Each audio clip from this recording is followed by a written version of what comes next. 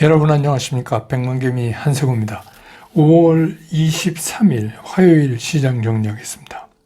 아침에 끝난 뉴욕 시장은 이제 그 바이든 대통령이 히로시마에서 그 나머지 일정을 좀 미루고 그리고 이제 돌아와서 다시 부채 한도 협상에 이제 나선다 하는 정도의 뉴스를 가지고 이제 끝냈습니다. 근데 이제 뭐 대체적으로 시장에서 원론적인 합의는 보겠지만 구체적인 합의안에 대해서는 돌출이 빨리 합의안 돌출이 나올까 뭐 이제 이런 걱정도 하고, 시장은 뭐 궁극적으로는 디폴트까지는 안 가고 어쨌든간 뭐 해결은 하겠지만 그런 사이에 일어날 수 있는 여러 가지 상황을 굉장히 조심하는 그런 상황이었습니다. 그래서 다우는 조금 밀리고 나스닥은 또 조금 오르고 또 S&P 500은 그냥 보합권에서 그런 혼조를 보이면서 시장이 마감을 했습니다. 그렇지만 이제 우리 시장은 만났는데 협상 타결은 못했다. 그런 뉴스를 이제 전에 듣고 출발한 시장이었는데, 그랬음에도 이제 우리 시장은 조금 달랐습니다. 그래서 코스피 같은 경우에 0.3% 이상 상승을 하면서 출발을 해서 기관 매수만으로 오늘은 상승을 이어갔어요. 그래서 뭐 당연히 이게 뭐 기관 혼자 산 거기 때문에 제한적인 상승일 수밖에 없죠. 결론이 장중에 외국인이 아주 소폭이지만 잠깐 매수 우위를 보이기도 했지만 오늘은 외국인이 코스피 시장에서는 매수를 좀 쉬어가는 그런 모습이었습니다. 그래서 코스피 시장에서 외국인들은 오늘 531억을 순매도했고 기관은 무려 4,018억을 순매수했습니다. 개인이 3,413억을 순매도를 했습니다. 그래서 오늘 코스피 지수는 2,567.55포인트, 어제보다 0.41% 상승하면서 마감을 했습니다. 코스닥도 0.18% 상승하면서 이제 출발을 했는데, 코스닥은 처음에 이제 개인이 홀로 끌고 나가는 그런 모양새였어요. 근데 이제 오후 들어서면서 외국인과 기관이 매수 쪽으로 굉장히 빠르게 방향을 전환을 하면서 오히려 개인은 매도 쪽에 서버리는, 그래서 오전과 오후가 완전히 뒤바뀌는 이제 그런 모습을 보였습니다. 그래서 오늘 코스닥에서 외국인은 601억을 순매수했고요. 기관도 232억을 순매수했고, 그 다음에 개인은 666억을 순매도를 했습니다. 그래서 오늘 코스닥 지수는 859.16포인트, 어제보다 0.84% 상승을 하면서 끝났습니다.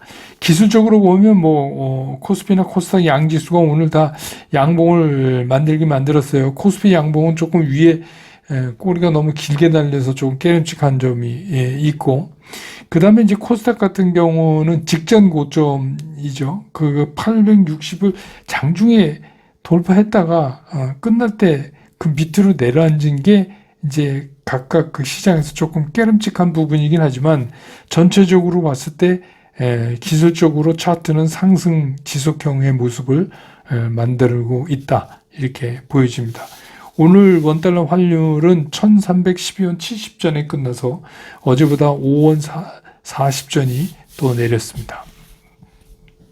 시총 상위 종목을 보면 오늘 외국인들은 삼성전자를 369억을 순매도했어요.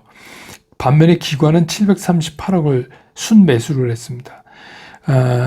외국인이 LG 에너지솔루션을 288억, 또 기관도 288억, 거의 비슷한 숫자로 매수를 했고, SK하이닉스도 외국인은 153억을 순매수했고 기관도 74억을 순매수했습니다. 그래서 오늘 이제 외국인은 SDI 185억 순매수, 현대차 69억 순매수, 그리고 나머지는 다 팔았고요. 기관은 오늘 삼성바이오 2억 순매도 한 거를 제외하고는 시가총액 상위 랭크되어 있는 거는 전부 샀습니다. 포스코홀딩스도 453억을 순매수했고, 포스코 퓨처엠도 156억을 순매수했습니다.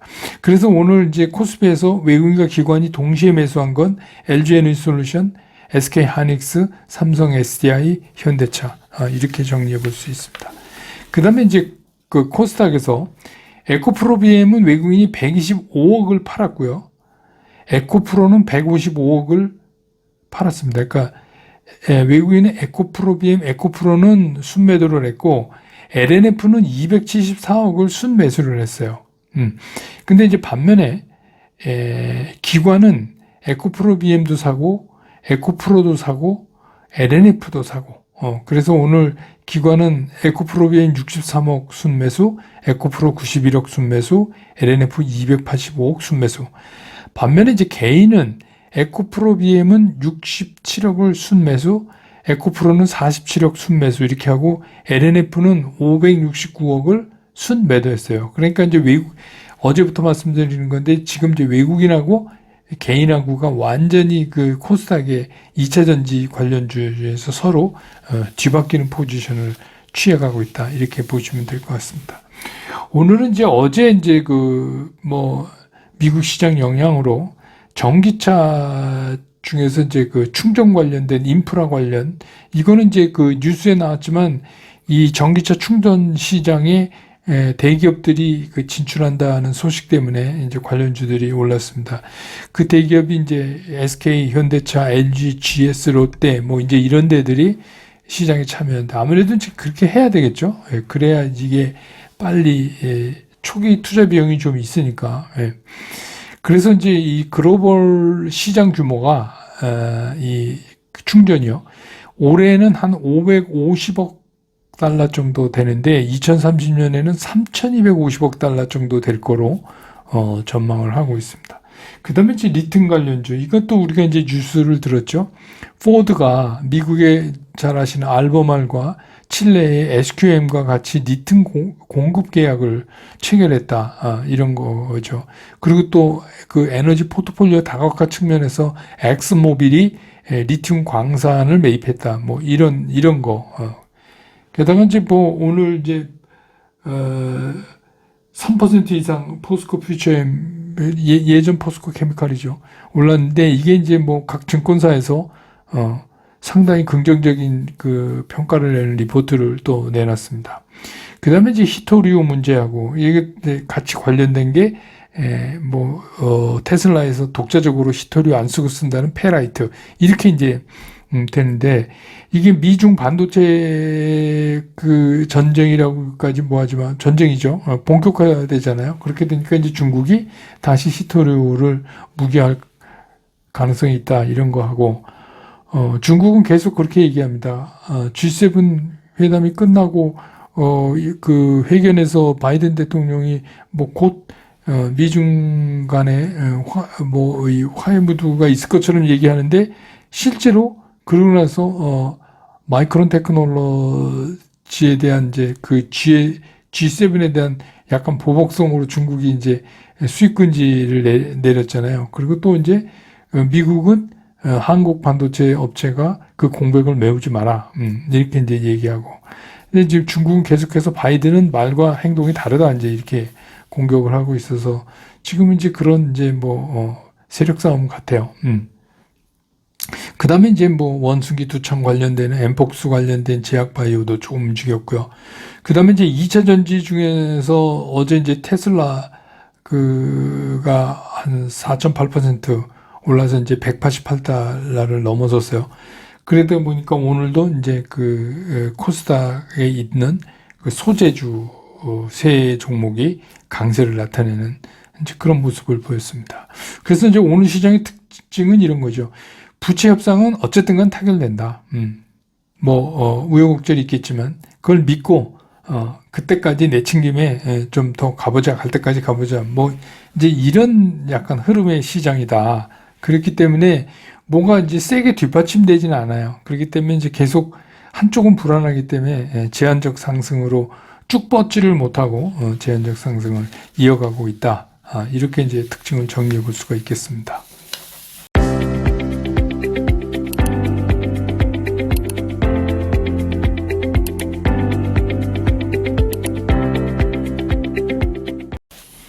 시장을 보면은 지금 이제 이게 미국의 부채 한도 협상이 이게 미국만의 문제가 아니죠.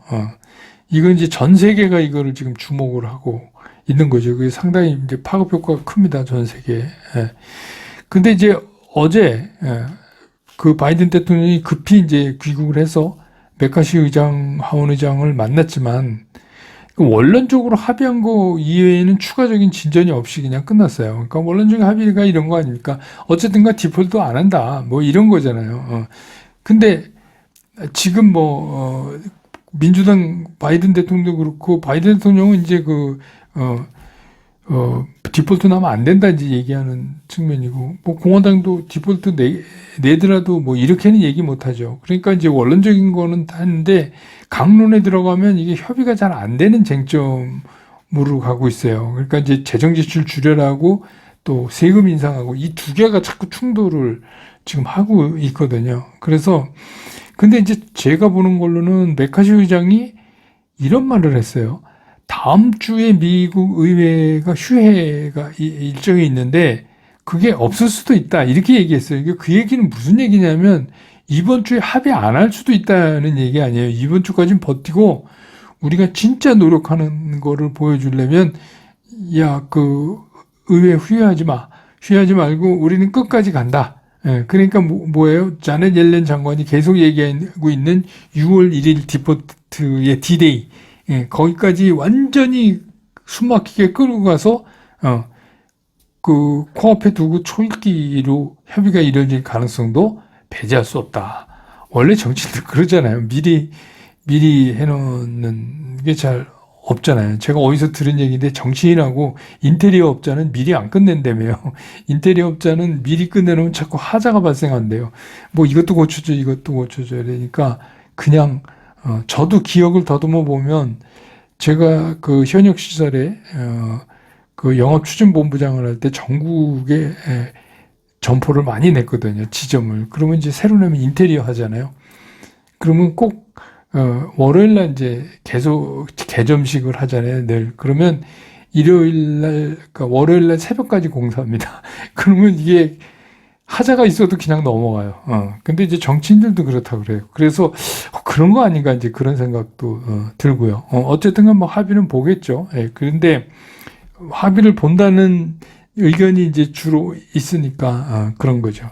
게다가 이제 우리가 그 부채 한도 협상에 가려가지고 잘 신경 안 쓰는 사이에 블러드 총재하고 카시카리 총재 이 두 사람 다 매파니까 뭐 당연히 그럴 거라고 하지만 올해 2차례 더 금리 인상이 필요하다 이렇게 얘기했고 6월은 안 하고 건너뛰더라고 뛰더라도 7월부터 또 더 할 수 있다 인플레가 안 잡히면 이제 이렇게 얘기를 해서 미국 시장도 장중에 좀 빠졌었어요. 그러다가 이제 저녁 때 미국 시간으로 이제 미국 장 끝나고 부채 한도 협상에 다시 들어간다 이러니까 이제 조금 오르기도 하고 그랬죠. 네, 그랬었습니다. 그래서 그 전날 파월 의장이 뭐 이제 더 이상 이 금리 인상이 꼭 필요한가 뭐 이런 약간 그런 뉘앙스의 말을 한 게 아주 무색해져 버렸어요. 이 매파가 이제 그렇게 얘기하니까 그런 건도 지금 이제 숨어져 있습니다. 그런데 결국은 이제 그 시장은 뭘 믿고 있는 거냐면 부채 한도 협상은 결국은 타결될 수밖에 없다. 그러니까 뭐 우여곡절은 있겠지만 타결되는 거니까 우리 좀 축제를 먼저 하자 뭐 이런 거예요. 그런데 이제 그러려고 하다 보니까 이게 시장이 잘 끌리지가 않는 거죠. 왜냐하면 그런 식으로 얘기한다면 뭐 부채 한도 협상이 진즉에 다 언젠가는 타결되는 거를 다 생각했죠. 문제는 이제 노이즈죠. 예, 그런 겁니다. 그러니까 지금 시장에서는 어떻게 보면 그동안 무슨 부채 한도 협상이 틀어지면 디폴트가 나고 어쩌고 저쩌고 조심해라 그랬는데 주가는 야금야금 올라서 특히 이제 우리 시장 오늘은 우리 시장이 아시아에서 제일 좋네요. 그러니까 우리 시장은 왜 자꾸 이렇게 계속 야금야금 오르지 않냐. 그러니까 이제 서둘러서 정리하셨던 분들은 이게 무슨 욕심하고 수익하고는 정반대. 그러니까 욕심을 줄이면 수익이 난다며 이게 욕심 좀 더 부릴 걸 그냥 먹을 때 더 먹어야지 괜히 일찍 파는 거 아니야? 뭐 이제 이런 생각을 하시게 돼 있어요. 여러분 어떠세요? 그렇죠? 예, 지금 딱 그럴 때입니다. 예, 그러니까 근데 시장 한쪽에서는 또 이런 의견이 있는 거예요. 협상 타결일을 분기점으로 해서 이게 이제 예를 들어서 뭐 빨리 보는 사람은 목요일 타결설도 이제 하고, 그러니까 이게 좀 예측하면 안 되는데 자꾸 지금 이제 시장은 어쩔 수 없이 예측을 하는데 목요일 날 타결된다. 그러면 이제 그때 훅 하고 추가적인 그날 상승은 오겠지만 거기서 이제 우리가 흔히 말하는 풍문의 상은 뉴스에 팔아라. 그 뉴스가 딱 해서 기정사실화 되는 순간 이제 주가가 힘을 못 쓴다. 그런 의미에서 지금 이게 상승할 때마다 조금씩 이익 실현을 해가는 게 낫지 않느냐. 뭐 또 이런 의견도 나와요. 그 얘기는 뭐냐면 타결되면 곧 떨어진다. 뭐 그날 반짝할 수는 있지만 떨어진다. 이제 그런 의견이잖아요.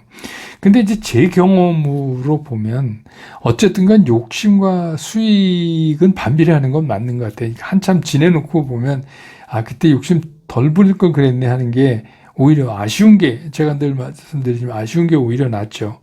근데 이제 지금 시장을 보면 이제 저는 이제 늘 그렇게 말씀을 드리지만 지금 시장을 보고선 굳이 지금 서둘러서 매도할 필요가 있을까 하는 생각은 들어요. 그건 왜 그러냐면 예를 들어서 어떤 종목이 우리가 매매원칙에서 말하는 매도 시그널이 나왔다. 그러면 팔아야죠. 매도 시그널이 나왔다면.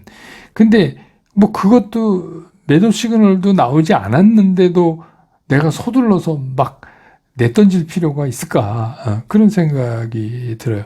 근데 또 반대로 생각하면 이런 것도 있어요. 매수 시그널도 완전하게 만들어지지 않았는데 또 서둘러서 살 필요도 없는 시장이다. 지금 시장은. 그 얘기는 뭐예요? 불확실한 변동성이 앞으로 계속 기다리고 있다. 그런 겁니다. 그래서 오늘 같은 경우 이제 반도체는 좀 쉬고 2차 전지가 이제 앞장서고 그 바람에 자동차도 쉬고 뭐 이렇게 됐잖아요. 그렇지만 이제 투자자 하는 그 투자자들 입장에서 저는 이제 늘 드리는 말씀이 이런 거예요.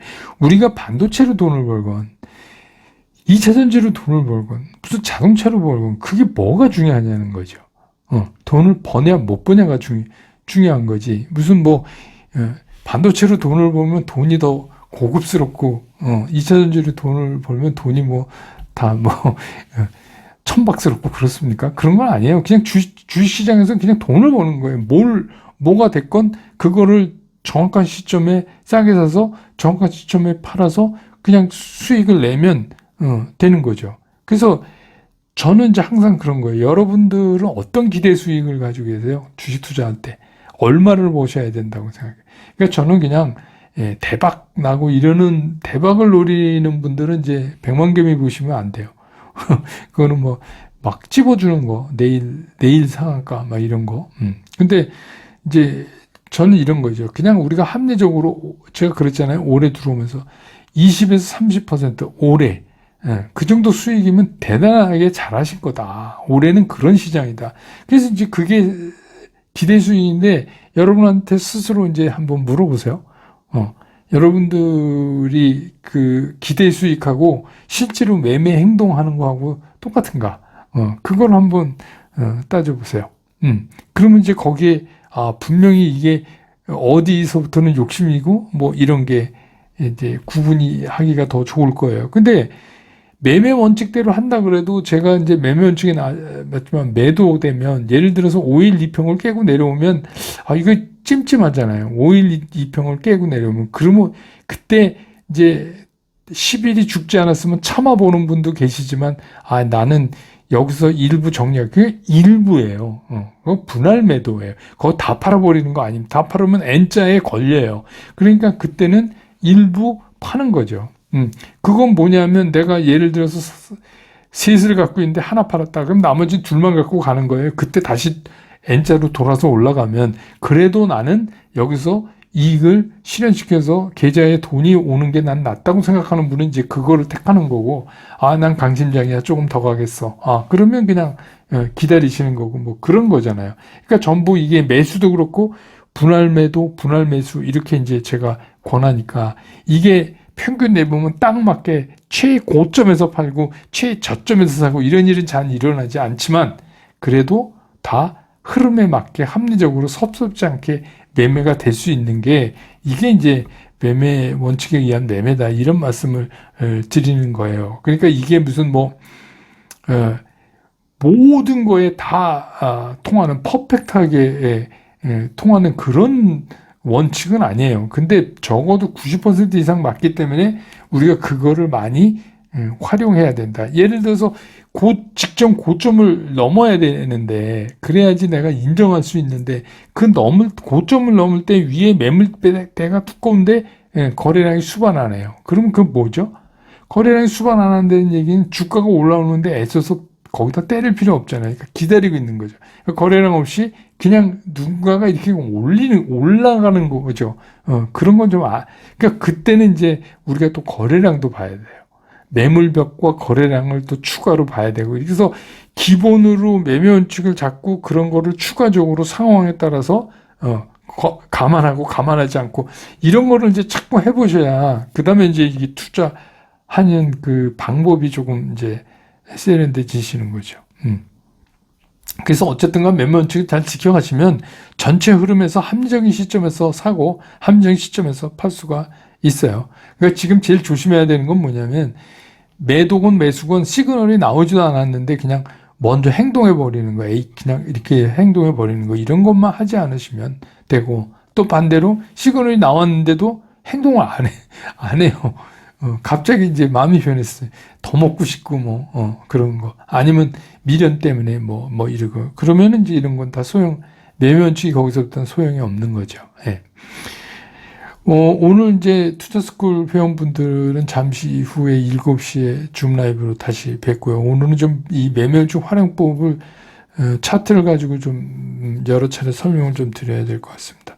오늘 시장 정리는 이렇게 끝내고 저는 또 내일 시장 끝난 다음에 다시 여러분 곁으로 돌아오겠습니다. 여러분 고맙습니다.